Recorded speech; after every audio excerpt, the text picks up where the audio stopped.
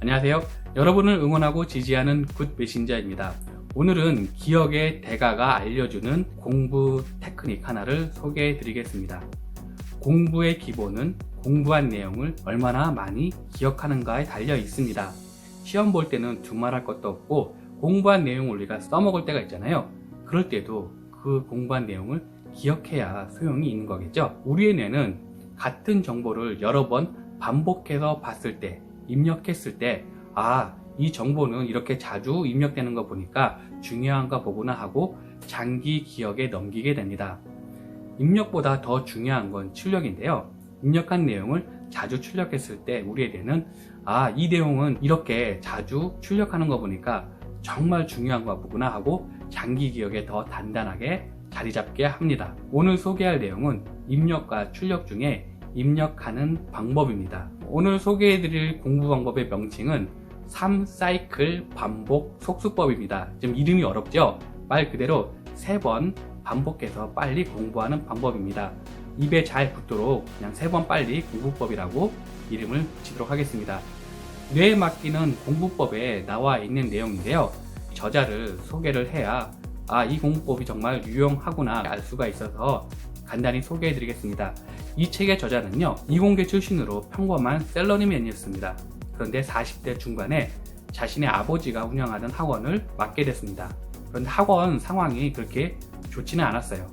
어떻게 학원을 살릴 수 있을까 궁리를 하다가 기억법을 공부를 해서 이것을 학원 수강생들한테 적용을 하면 학원이 잘 되지 않을까 싶어서 열심히 기억수를 연구하게 됩니다. 공부하다 보니까 본인이 이것이 재밌기도 하고 얼마나 이게 유용한지 테스트를 하기 위해서 일본 기억력 대회에 참가하게 됩니다. 처음 참가할 때 쟁쟁한 20대, 30대 경쟁자들을 제치고 우승을 차지하게 됐는데요. 그것도 역대 최고 점수를 획득했다고 합니다. 이후로도 3번 더 동일한 대회에 나가서 총 4번의 기억력 우승자라는 경력을 갖게 됐고요. 여기에 그치지 않고 마인드맵을 창시한 토니 부잔이 주관하는 세계 기억력 선수권 대회에서 기억력 달인에게만 부여가 되는 그랜드 마스터 호칭을 획득하게 됩니다.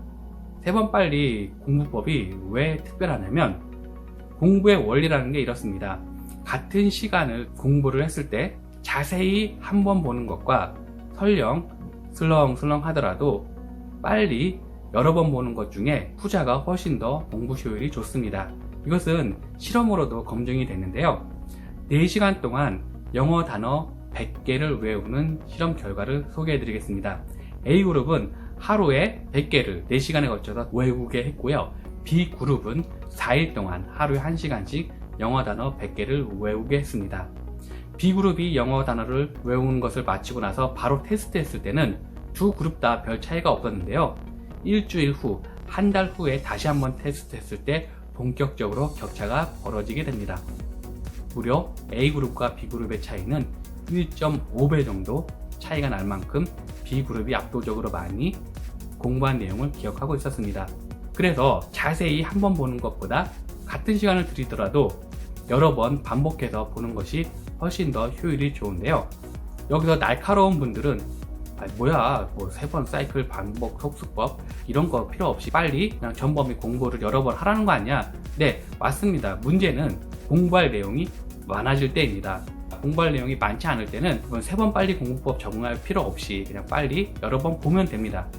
자격증, 고시 같은 시험 범위가 엄청나게 많은 이런 공부를 할 때는요, 빨리 한번 다 보고 나서 앞 내용을 보면 전혀 기억이 남지 않는다는 문제가 있습니다. 빨리 여러 번 보는 공부 방법의 전제는 조금이라도 공부한 내용이 머릿속에 남아있다는 전제를 하고 있습니다.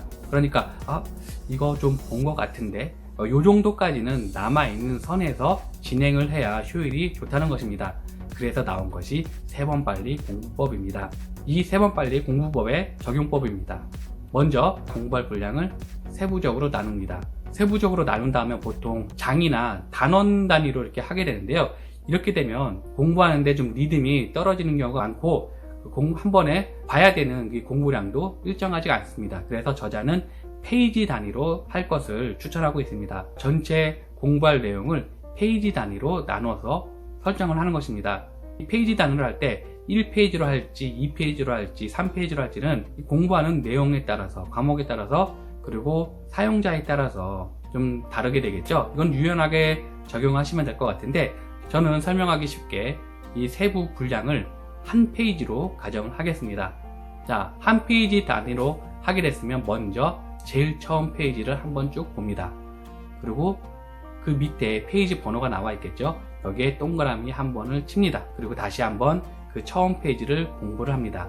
그리고 역시 그 페이지 번호에 동그라미를 칩니다.